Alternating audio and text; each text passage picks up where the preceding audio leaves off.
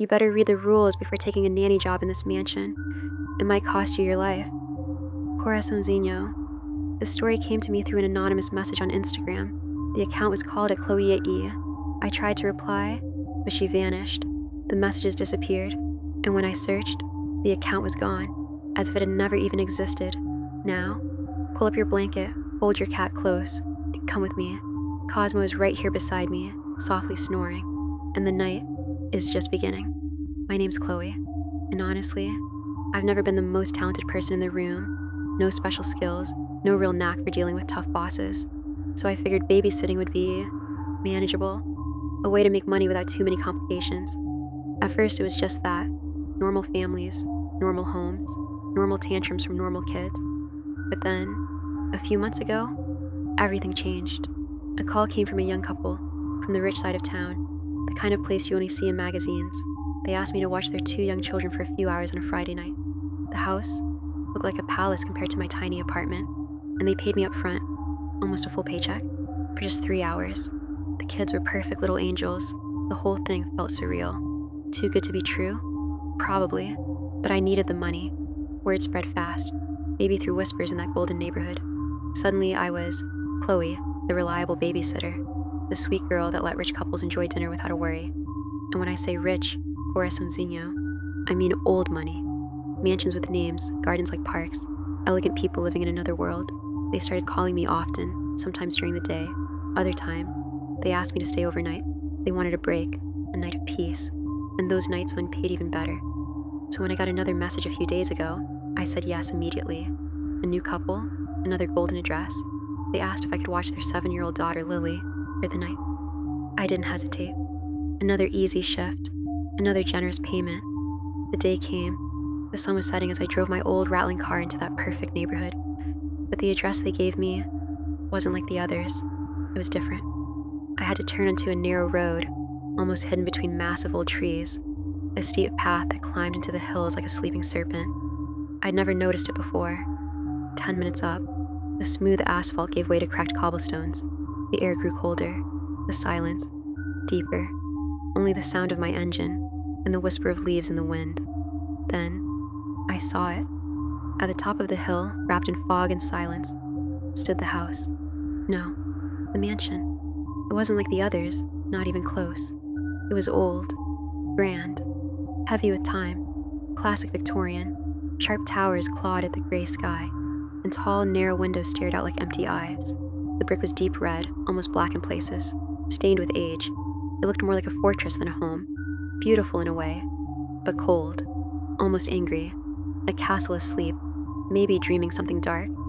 I parked in the gravel courtyard, the crunch echoing too loudly in the stillness. The cold wrapped around me as I stepped out. The porch creaked under my feet as I approached the front door. Massive oak, carved with strange symbols. The knocker was a gargoyle. I paused, took a breath, and knocked. The sound echoed, hollow and deep. After a long moment, the door opened. A woman stood there, mid-30s, beautiful in a distant way, hair pulled into a flawless bun, emerald eyes framed by dark circles that no makeup could hide. She smiled, but it didn't reach her eyes. "You must be Chloe. I'm Mrs. Sterling. Please, come in." Her voice was gentle, polished, but there was tension underneath, like glass about to crack. I stepped inside. The entrance hall was bigger than my entire apartment. High ceilings, a double staircase disappearing into shadow, an antique chandelier hung above, its amber lights barely piercing the gloom. Everything smelled of dust, old wood, and something I couldn't name. "Richard, the babysitter is here," Miss Sterling called out, her voice echoing strangely. Footsteps upstairs, and then, descending the staircase with an almost theatrical grandeur, came Mr. Sterling, as handsome and elegant as his wife. Impeccable suit, hair combed back, but his eyes held the same deep exhaustion, and he carried in his arms, like a fragile treasure, a little girl, curly blonde hair and huge blue eyes. Lily. The girl looked at me with silent curiosity. She didn't smile, just watched. The couple. They could barely hide their hurry to leave. They spoke quickly, stumbling over their words a little. Polite, yes, but anxiety vibrated off them like a taut string. The prospect of an entire night away from there, away from home, away from their daughter, it seemed like an oasis in the desert. "We have dinner reservations, we can't be late," Mr. Sterling said, adjusting his tie. Lily's already eaten. She's an angel. She won't give you any trouble. None at all, Mrs. Sterling echoed. Her eyes met mine for an instant.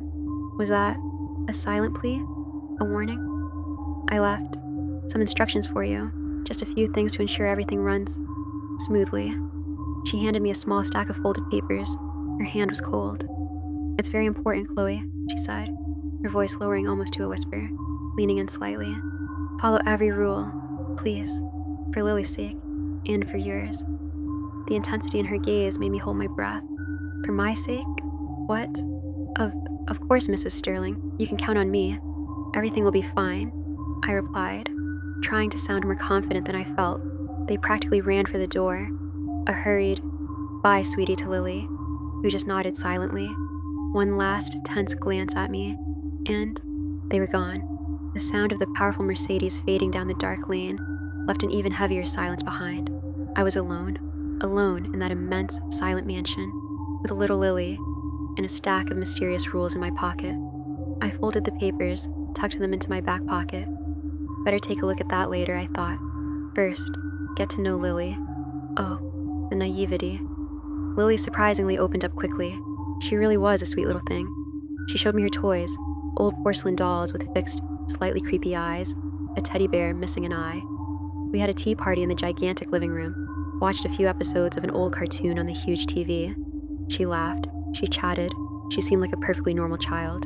Happy even, but I noticed something strange. Every now and then, in the middle of a laugh or a sentence, she would stop, go quiet. Her blue eyes would seem distant, staring at some point beyond me, beyond the room. It lasted just a second, then she'd blink and be back to normal, as if nothing had happened. Time flew by. When the 5th cartoon episode ended, I saw the time on the old grandfather clock in the corner. It had a frighteningly loud tick-tock. It was already almost 7:30. Lily, sweetie, what time do you usually go to bed? It's getting late. She looked at me, head tilted, and shrugged. That same vague shrug. I don't know. Mommy knows. There it was. The reminder, the instructions. My stomach went a little cold. I pulled the papers from my pocket. Mrs. Sterling's handwriting, elegant but slightly shaky. I unfolded the first paper, the first words. Rule 1. Lily needs to be in bed, in her room, with the door locked, before 8 p.m. Locked? Okay, Angel. I tried to keep my voice light. I think Mommy would want you in bed now. Let's go upstairs. Lily didn't protest. She climbed the stairs ahead of me, her little feet almost silent on the thick carpet. Her room was large, a 4-poster bed, neatly organized toys, but the windows had thick bars on the outside. Bars on a child's bedroom window, on the 2nd floor. Strange. She brushed her teeth in the ensuite bathroom, which also had a barred window. I helped her into her pajamas. She snuggled under the heavy covers. Good night, Lily. Sleep well. I was turning to leave, relieved this first strange step was done. Then her small voice called out, Chloe? Yes, sweetie. Don't forget to lock the door from the outside. I stopped. The blood seemed to turn to ice in my veins. I turned around slowly. She was looking at me seriously, her blue eyes huge in the dim light of the bedside lamp. Lock from the outside? But why, Lily? What if you need me? If you want to go to the bathroom, get some water. She shrugged again. That gesture was starting to give me serious creeps. I don't know. Mommy always locks it. Always. She says it's to protect me. Protect her from what? Or protect who from her? She said, Lily continued, her voice a tiny thread, that sometimes I try to get out after I fall asleep. I don't remember. She said I can't leave the room after 8, no matter what. A shiver ran through my whole body. What the hell did that mean? Mommy said she left rules for you to follow. She yawned. Locking the door is the first one, and the most important. I didn't know what to say. My mind was blank. This was so strange. But Mrs. Sterling had emphasized, follow every rule for my sake. Okay, Lily, I'll lock it. Good night. Sleep with the angels, I guess, I stammered, trying for a smile that probably looked like a grimace. She smiled back, a sweet, almost sleepy smile. She snuggled into her pillows. I closed the door slowly, and there it was, bolted firmly to the frame on the outside. A deadbolt, heavy, dark iron, the kind of thing you use to lock a barn, not a child's bedroom. I slid the thick metal bar into its housing. The final metallic click echoed in the silent upstairs hallway. I held my breath. Did I hear a noise from inside? Number silence. Lily was locked in. It was 7:58 p.m. I went down the stairs, my legs a little shaky. My heart was pounding erratically. I sat on the heavy velvet sofa in the living room, under the dim chandelier light.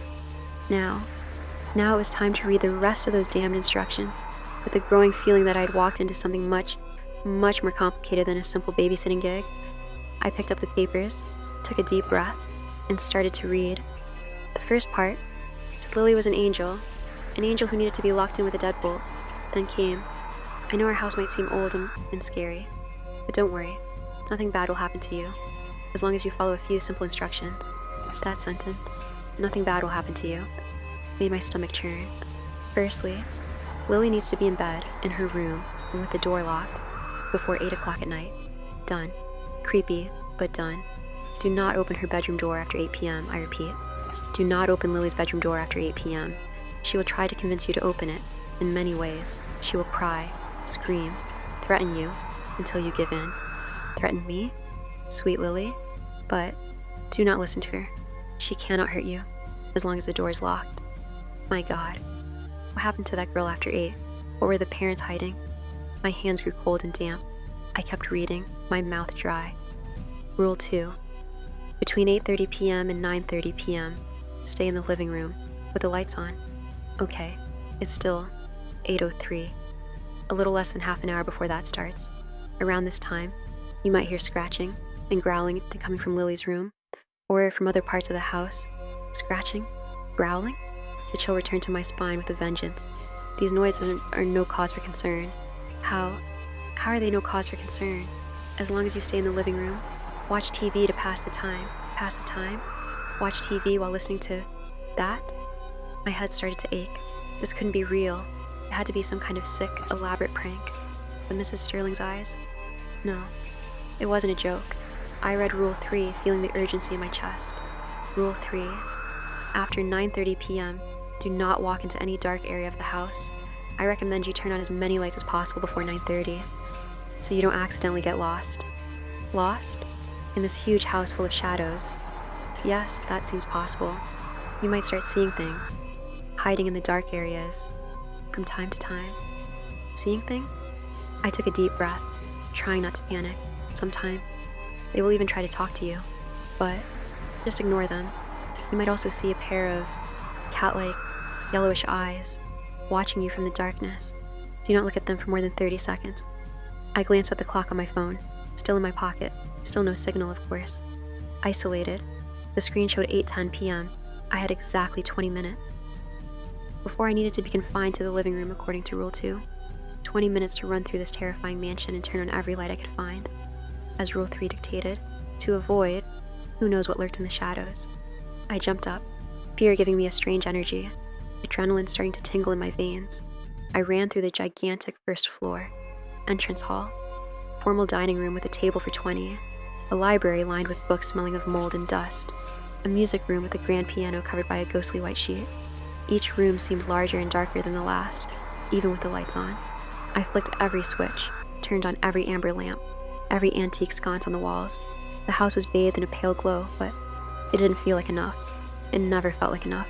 The shadows remained, stubborn, clinging to the corners, the empty spaces under heavy furniture, the menacing darkness at the top of the stairs.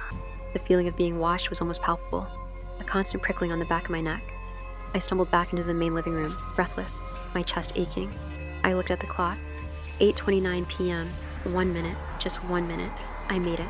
I threw myself into the heavy moss green velvet sofa, feeling the springs groan beneath my weight. My heart was racing, beating against my ribs like a trapped bird. Now, I had to wait. Wait for Rule 2. For the scratching, for the growling. There's still a chance nothing will happen, right? That it's just a bad joke. The large hand of the grandfather clock moved with a loud, audible click. 8:30 p.m. On the dot. I took a deep breath. The air felt heavy and old in my lungs. I held it, my whole body tense, ears straining, waiting, nothing. Silence, just the insistent ticking and my own ragged breathing, which seemed far too loud in the emptiness. A minute dragged by. 2. Maybe the rules were just exaggerated precautions. Maybe nothing really happened. Maybe it was just the parents' paranoia. An old house full of normal noises? I wanted so badly to believe that. I needed to believe it. That's when it began. Faint. So faint at first that I doubted my own ears. A scrape, coming from the ceiling, right above my head, towards the upstairs hallway, as if thin fingernails were lightly scratching the wooden floorboards. I went rigid, my eyes wide, fixed on the ornate plaster ceiling, my entire body on high alert. Scrape, scrape. The sound got a little faster now, more insistent, irritating. And then, along with it, came the other sound. Low, a guttural rasp, coming from deep within a throat, that slowly evolved into a growl. Hoarse, wet, an ugly, animalistic sound, and it was coming, unmistakably, from the direction of Lily's room. Number O, no. Please no. I was frozen on the sofa, unable to move, unable to breathe properly. The sound stopped for an instant, silence again. My own blood roared in my ears. Had I imagined it? The power of suggestion? Number definitely not. The scratching returned, but now, stronger, violent, frenetic. Scrape, scrape, scratch. It sounded like something desperately wanted out, digging at the wood with fury. And the growl, oh, the growl got louder, more enraged, threatening, a sound that made every hair in my body stand on end. It didn't sound like something a 7-year-old girl could make. It didn't even sound human. And the worst part, it wasn't just coming from her room anymore. It seemed to spread, to replicate. Was it coming from the walls around me? From the ceiling above? From under the floorboards? It was as if the entire house was growling along with whatever was locked upstairs. I stayed there, huddled in the corner of the sofa, for a whole hour that felt like a century. That endless hour between 8:30 and 9:30, the scratching and growling rising and falling in waves of pure sonic terror, sometimes stopping for long minutes of torturous silence, where the anticipation was almost worse than the noise, then returning with renewed fury. I tried to do what the rules suggested. I tried to turn on the TV, put on some random old cartoon channel, turn the volume up as loud as I could stand, but the sound of the growls, it was strange. It seemed to cut through the cheerful noise. I could still hear it, or maybe I felt it, vibrating in my bones in the wood of the sofa, in the heavy air of the room. When the imposing clock finally struck 9:30, the sound stopped, abruptly, as if a switch had been flipped. The silence that fell was so sudden, so absolute. It felt artificial, but it wasn't a peaceful silence. It was an expectant silence, charged with static electricity, like the heavy, still air before a violent storm breaks. I immediately remembered Rule 3. The period between 8:30 and 9:30 was over. Now, the danger was different. Do not walk into any dark area of the house. Things hiding, they, yellow cat eyes, ignore. Do not look for more than 30 seconds. My heart was still pounding, but the earlier adrenaline had been replaced by a cold, paralyzing fear. Even with all the lights on, the house seemed to have gotten darker, the shadows longer, denser, as if the very darkness outside was seeping in through the barred windows. I slowly got up from the sofa. I desperately needed to use the restroom, the one near the kitchen, but the thought of crossing the rooms now, with the threat of things in the shadows, was terrifying. I tried to walk with a confidence I didn't feel, my steps echoing too loudly on the old floorboards under the carpet. Stay in the lit areas, don't look into the dark corners. I repeated it like a mantra. The hallway to the kitchen seemed endless, longer than before. I passed the open door of the dark library, and I got the vivid impression, out of the corner of my eye, of seeing something tall and thin move inside, a slender silhouette quickly retreating behind a packed bookshelf. I froze, forced my head to keep looking straight ahead, picked up the pace, heart in my throat. Ignore them, the rule said. Ignore them. Pretend you didn't see. Easier said than done, isn't it, Corazoncino? I reached the kitchen threshold, panting. Turned on the light there too. A cold, fluorescent light, contrasting with the rest of the house. Everything looked normal. Sink, refrigerator, a simple wooden table, except for the huge window over the sink. No curtains, looking directly out into the blackness of the garden. I felt a tingling on the back of my neck, that unmistakable feeling of being watched. I turned my head slowly, almost against my will, and there they were, waiting, low, close to the ground, peering out from between the dark garden bushes, 2 points of light, intensely yellow, with vertical feline pupils, staring fixedly at me from the darkness, completely still, just observing. I felt a deep cold, a wave of nausea rising in my throat. Their gaze was intelligent, and hungry. Do not look at them for more than 30 seconds. I counted mentally. 1, 2, 3. I tore my eyes away with effort, my heart palpitating erratically. I ran to the small door nearby, the one to the first floor bathroom, went inside, slammed the door, turned the lock. I leaned against the cold wood, trying to catch my breath. The dim, yellowish light in the bathroom seemed to flicker subtly. Or was it my eyes refusing to focus? I splashed cold water on my face from the old sink, the icy drops helping to clear my head a little. Was this real? Or was I having some kind of nervous breakdown, induced by fear and the suggestion of those crazy rules? I checked the clock on my phone, screen still showing no service. It was almost 10 p.m. I was so nervous in the living room. I didn't even read the next rule. Rule 4. Around 10 o'clock, it might start to sound like there are several people walking in the basement, downstairs. People? Walking in the basement? Don't worry. As long as you aren't down there, they can't reach you. I know it sounds unlikely, but around this time, you might start to feel an enormous, almost physical, urge to go down to the basement. An urge? What do you mean? If this happens, go to the kitchen, drink a large glass of cold milk. That usually helps. The desire will probably pass after about 10 minutes.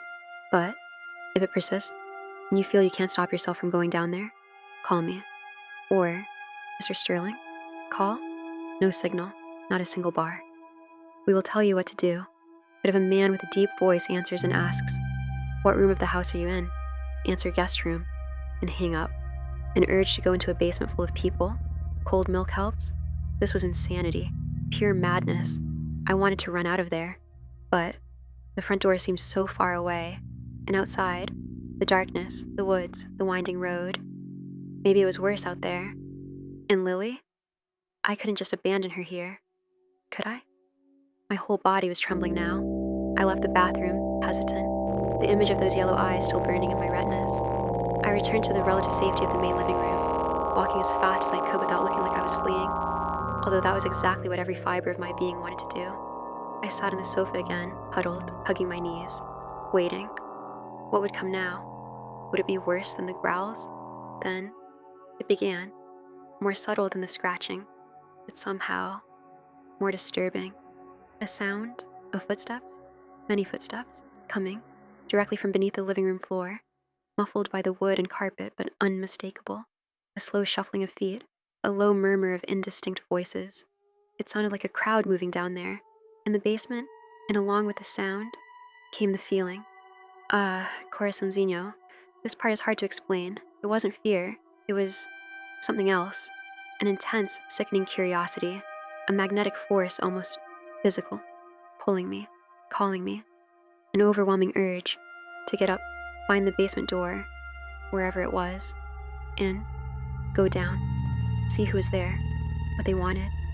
My body started to lean forward, almost without my command. My cold hand began to lift from the sofa, as if to push myself up. No, stop. My conscious mind screamed, fighting against that irrational impulse. I remembered the rule. Go to the kitchen, drink a large glass of cold milk. I jumped up, the internal battle leaving me shaky. I fought against the strange force pulling me towards the subterranean sound, which seemed to get louder, more inviting. I forced my legs to go in the opposite direction, towards the kitchen again. The urge pulsed in my head like a sudden, sweet, and dangerous migraine. Just a peek. Quick. No one will know. The irrational part whispered. I reached the kitchen, the cold light seeming like a momentary refuge. I opened the door of the huge, modern refrigerator. Still such a bizarre contrast. There it was, a nearly full carton of milk. I grabbed it with even shakier hands, poured a large glass right to the brim, drank it all in one go quickly, almost choking. The cold liquid went down my throat, and it was as if it washed the feeling away from the inside. The impulse receded, the morbid curiosity lessened, the urge lost its strength. The noise from the basement also seemed to become more distant, more muffled. It went back to being just the incessant ticking of the clock, and my own ragged breathing, the cold taste of milk in my mouth. This is all real. What do the rest of the rules say? Rule 5.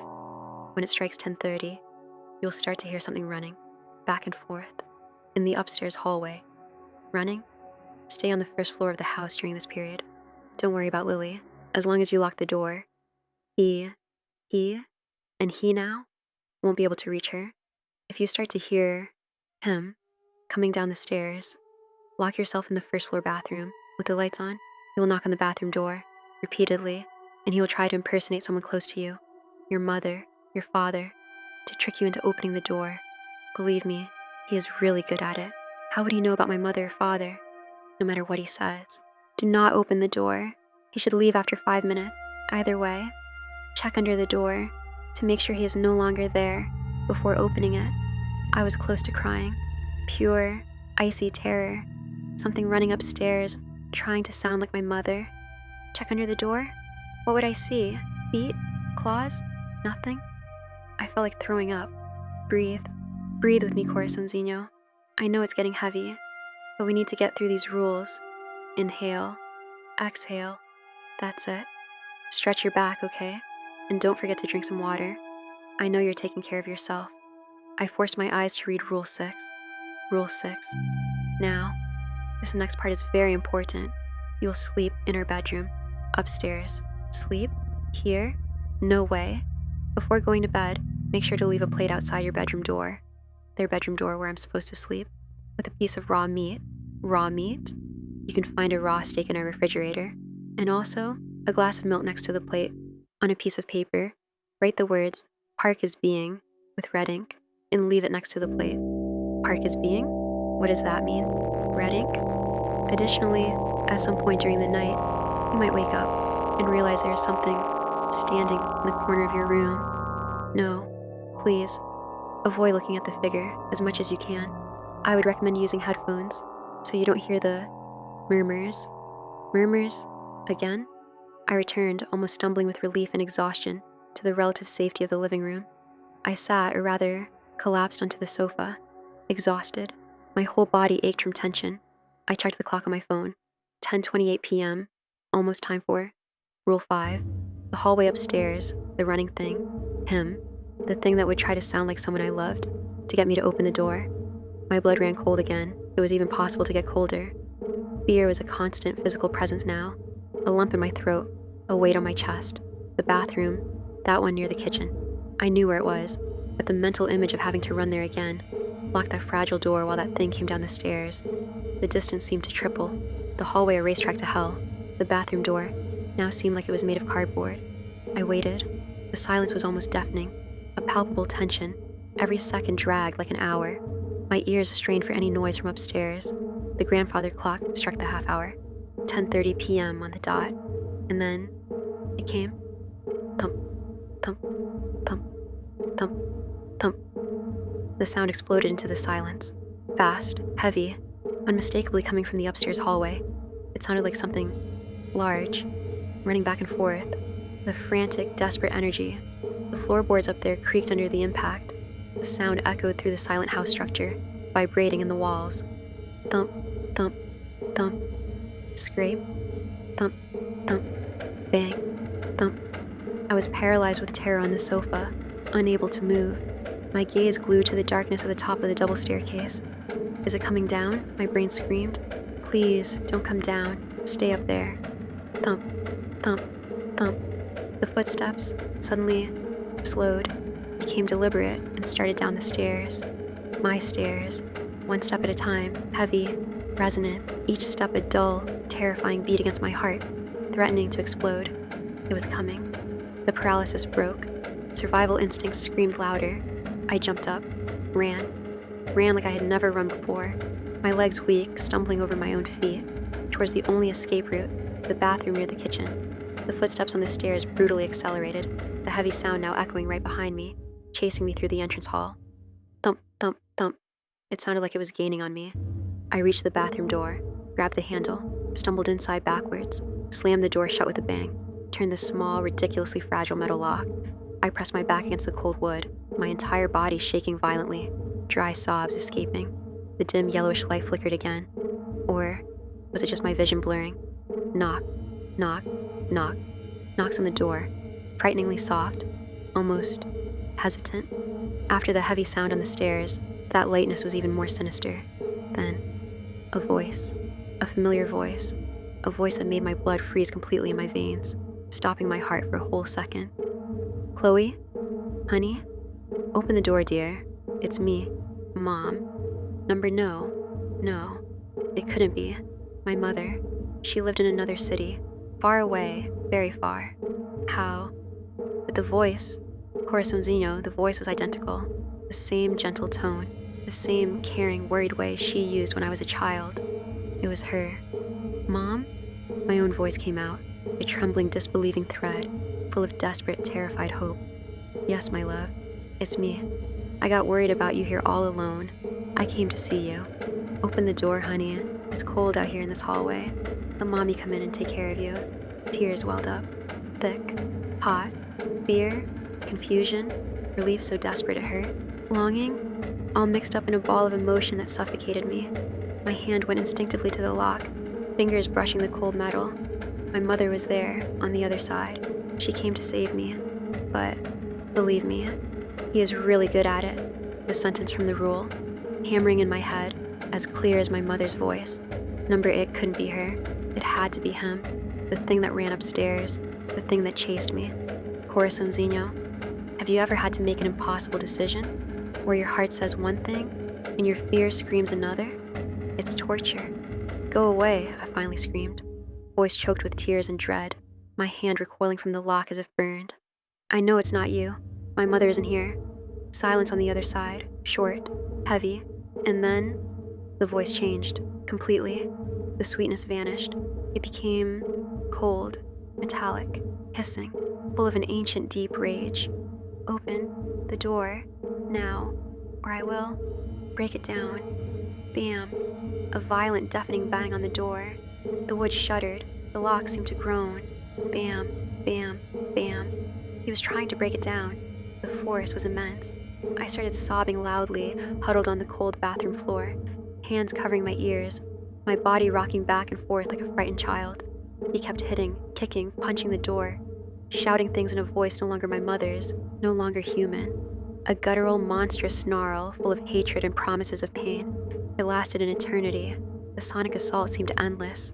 Or maybe just the 5 minutes the rule mentioned, because as suddenly as it began, the violence stopped. The banging ceased. The screams died out. Silence. An absolute heavy silence. More frightening in a way than the assault itself. I couldn't stop shaking. I stayed there, huddled on the cold, damp floor, for I don't know how long. 10 minutes? 15? Every second stretched. Was he gone? Really? Or just waiting? Silently? I remembered the last part of Rule 5. Either way, check under the door to make sure he's no longer there. Before opening it, check under the door. My stomach turned. I hesitated. My body didn't want to obey. The image of what I might see paralyzed me. But I needed to know. It was the only way. It was the rule.